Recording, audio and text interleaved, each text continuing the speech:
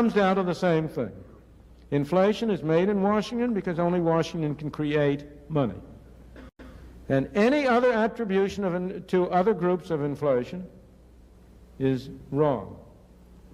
Consumers don't produce it. Producers don't produce it. Trade unions don't produce it. Foreign sheiks don't produce it. Oil imports don't produce it.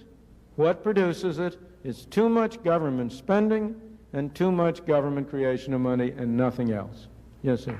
He's in the fight of his life. Independents are going to decide. They were with him. Now she's in the race. They're wavering. And the way to get them back is very clear. Hey, if you're mad about inflation, maybe we don't put the people back in charge who caused it. That's the message. Print it, frame it, hang it in the Louvre. That's all you got to do. He did have a. That's all you got to do. Know. People don't know because is she the liberal U.S. senator? Is she the person who ran for president on the most far-left platform even as far left as Bernie Sanders? Is she the vice president who tried to handle some issues with the border? Is she the person now who sends out unidentified spokespeople to walk back all of her previous positions? What we started to learn Friday is that she's the person who wants to institute all kinds of interesting government price controls and massive upheaval in our free market economy. So people don't know, but they're going to have to learn. And the challenge for Trump, and that's why the polling is moving, is that he's got to define her before she defines herself as something that she obviously is, which is a radical Democrat. He can beat radical Democrat. Generic Democrat, it's close. Radical Democrat, he's in the game. Recently, I've been running into a lot of these finance videos, which I want to kind of do a reaction and give a political spin on some of them. As you saw from the intro, the main source of inflation is government spending. Inflation only comes because of the fact that there's more money injected into the economy. There's no ifs or whats about it. Consumers don't produce it. Producers don't produce it, aka corporation doesn't produce it. So this idea of price gouging, increasing inflation, it's to me, it's a deflection from voters and people understanding that their governments is usually the source of the inflation that they face. One prime example that I like to point out is student loan forgiveness. Student loan forgiveness has contributed 27% to the inflation rate here in the US of A. Right? If you live in other countries, there could be other reasons, but I bet you that it's due to government spending, and a lot of people are suffering the increased cost of living. And when they say politics, you may not care about politics, but politics sure as hell care about you. This is one of the few issues where I think voters have to be very well informed when they cast their vote for whatever candidate they're voting across the world, right? So I kind of want to react to this video. As usual, I'm gonna give my conservative perspective on this. I'm gonna give more of a political spin and show how your actions have consequences. Your decision making has consequences. At the end of the day, you may not be, responsible, but choosing to do nothing is also a choice as well. And I think that the fact that many voters are not aware of the consequences of putting certain people in office and the detrimental effects that they can have on their lives is one of the biggest glaring things that I have noticed in public discussion. But I digress. Let's continue with let's check out this video. Some basic information. Of course, we always have the graph that the government will show, and everything's back on track. We're getting close to that 2% inflation. So one of the things I want to point out is that you see during Trump's years to 2016, that was Trump's average, right? If you want the best case scenario about inflation, and it's laughable how the Democrats tried to point it at Donald Trump. Oh, look, inflation was, oh my God, 21%, this, that. We don't give a damn. Look at Trump's and then look at Biden's.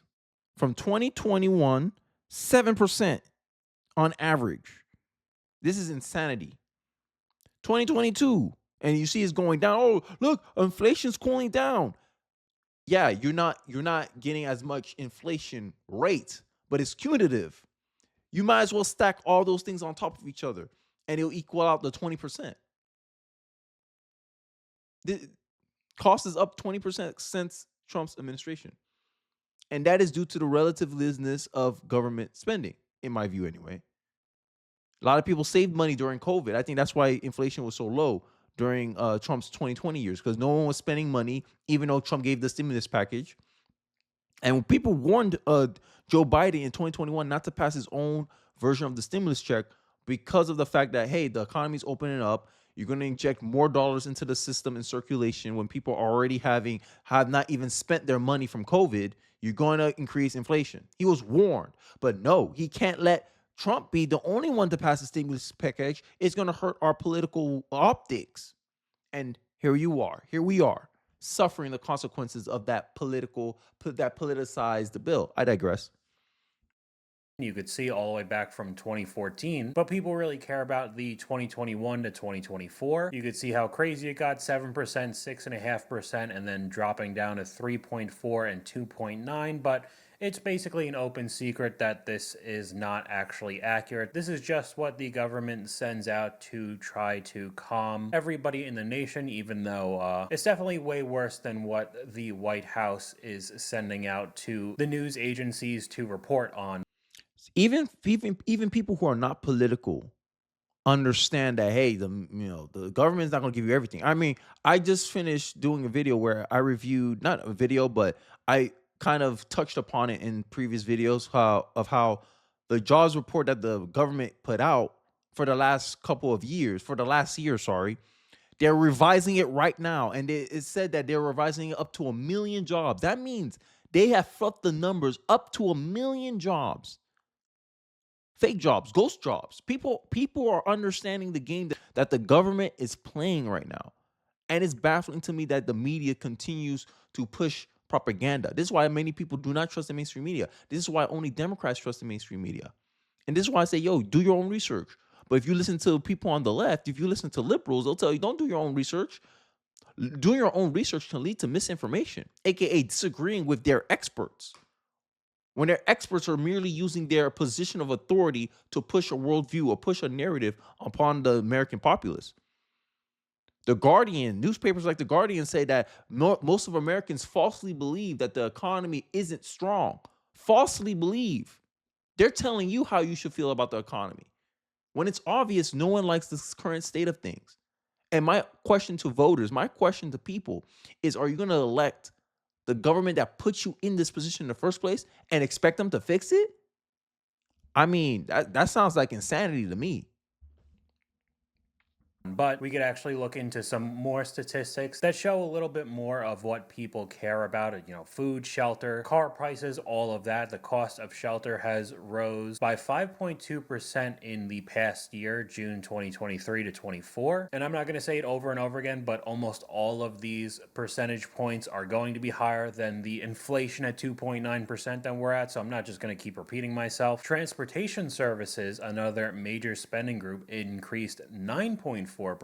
So we're almost at double digits right now. Average cost of full coverage in car insurance increased by 26%. Now, I've talked about this before when we would go over people's insane car payments, including insurance and the price of cars in general. And then I talked about my really high car payment. I mean, it's still $200 a month for a 9-year-old Civic, but you could see insurance has increased by 26% across the board. So It's more expensive to cover stuff now, right? Even my home insurance, I'm like, goddamn, $2,000 for an entire year? I used to be able to pay home insurance for $500. I live in Florida, so I don't know what's going on.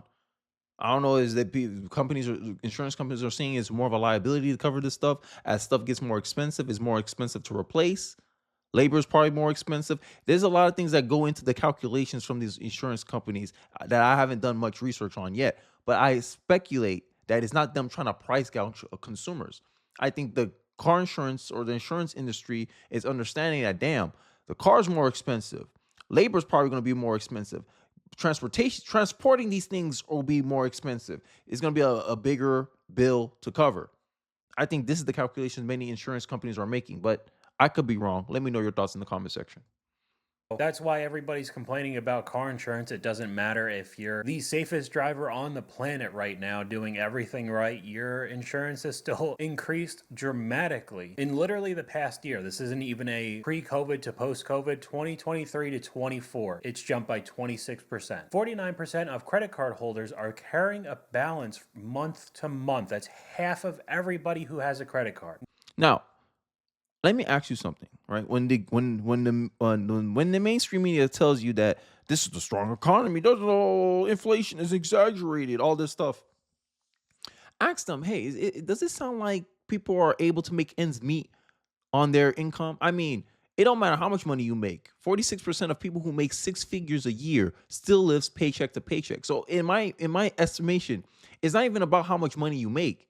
It's either you have the discipline to manage your budget, manage your funds, to use it and live below your means, and that takes discipline, self-control, right? But we live in this time and culture of self-esteem where we want to call to everyone's feelings, that we want to, hey, you could spend a lot of money, you can drive a Mercedes while being a teacher. We have this idea of people living in fantasy. People think they're going to make it big. Like, I don't understand the point of having people live in an imaginary world when the reality is most Americans are living not only paycheck to paycheck, most Americans don't even have $1,000 saved in their bank account for emergencies. That means many Americans are one emergency away from being financially wrecked. And all I ask is, hey, if you vote for the Democratic nominee here in the US, is the Democrats that are the big money spenders for government, is that going to help you or hurt you? But we want the first black looking woman as president of the United States. Symbolism. That's why I say emotionalism has ruined politics. I'm going to keep making that point because this is the ethos of my channel. It's time to bring rationality to politics. It's time to bring solutions-driven politics, because our politics currently is not being run on solutions. It's being run on grievances. It's being run on negativity. It's being run on, hey, the other guy is bad for you. The other guy is a Nazi. The other guy is Hitler. The other guy is a racist. Do you have any proof of that? No. So it's based on deception. Politics currently is based on deception. This is the reality, folks. We're more frightened than hurt. We suffer more from imagination than from reality. The politics is about suffering from imagination. Oh my God, this guy's going to be the next Hitler. We had 4 years of him already. Did anything Hitler-like happen during those 4 years Donald Trump was president? No. But they still want to cast this imagination about Trump being so bad, instead of focusing on something substantive like this stat right here. How can you help Americans help themselves resolve this issue? Because the government can't help you here. It's already been proven empirically that the more the government gets involved in something, the less efficient it is, the more bad, the worse the outcome of those things become. And there's a consequence for the government intervention that caused another problem that wasn't foreseen. To me, the government is supposed to be a referee. It's only supposed to enforce the rules. It's only supposed to oversee the rules. It's not supposed to help you. It's like a referee helping a player make free throws. That's illegal. That's against the rules. That's how I see the government. Whenever the government butts himself in, it makes for a worse game, aka a worse environment. That's just my perspective. I'd like to hear yours in the comment section. Let's continue. Now you could clearly see where all of these banks make a ridiculous amount of money with their interest payments. If half of these people aren't actually paying off their balances, and of that group, 43% of their debt is due to unexpected or emergency expenses, which I hope is genuinely the truth and people aren't just doom spending and buying every little thing that brings them the slightest amount of joy and don't really. And this is another thing. I don't know if you're older. I didn't know this was a thing. Doom spending. I never heard of that before. Doom spending? And it's this idea that there's no point of being financially responsible because you'll never get yourself out of a hole. So you might as well put yourself in debt to bring you some semblance of happiness. That sounds like consumerism to me. Like, imagine that people are spending money to feel happy because they feel so disenfranchised. They feel so like negative about their situation and their ability to actually get themselves out of this debt hole, the financial hole, that they're like, yo, I give up. I might as well just continue on to it. And I'm like, this is the result of self-esteem culture. People want to protect their feelings to the point where they don't want to do the hard thing. Hey, maybe try to find a way to make more money. Hey, maybe cut out all these things out of my life and fix this problem that I have. Instead, no, I'm just going to ignore the problem the same way they ignore student loans. I'm just going to ignore it. I want the government to forgive it, right? But there's a problem with that. I already gave you a hint in the beginning of this video that if you forgive student loan debt contributed to 27% of the inflation rate. 27% for forgiving student loan debt. Now imagine they do this for credit card. Imagine if they do this for medical, which Kamala Harris here in the U.S. has proposed. You're gonna contribute more to the inflation problem. Because end of the day, people don't seem to understand that life is about trade-offs. What trade-offs are you willing to make? Are you willing to put the whole country? Are you willing to make future costs for yourself harder just to have your debts forgiven? And you're going to put yourself in that same position again because habits die hard. So why not do the hard work now? Figure out, create new habits, and whittle away at the debt, and not go out and set yourself back by going doom spending and I'm gonna buy myself something new to make me feel a little semblance of happiness for 5 seconds, and I'll suffer for a lifetime. That don't make sense to me. But this is the result of self-esteem culture. If we push self-control, I don't think many people will be putting themselves in this hole. I think many Americans will have at least $1,000 saved in their bank account. But imagine that. Most Americans don't even have $1,000 saved in their bank account. Is that due to the economy? Is that due to their spending habits? Because many people spend more than they make. That's the reality. We have a lack of discipline in this country. And I think this is how Democrats stay competitive here in the USA. This is just a conservative perspective. That's all I'm trying to say. They care about paying it back and going into massive amount of debt. But either way, the credit card company does not care about it at all. They're going to still make money off of those interest payments, and you're just going to be screwed. So we have a clip here talking about the differences of the cost of life from 1980 all the way up to today in 2024, and it is honestly just unbelievable.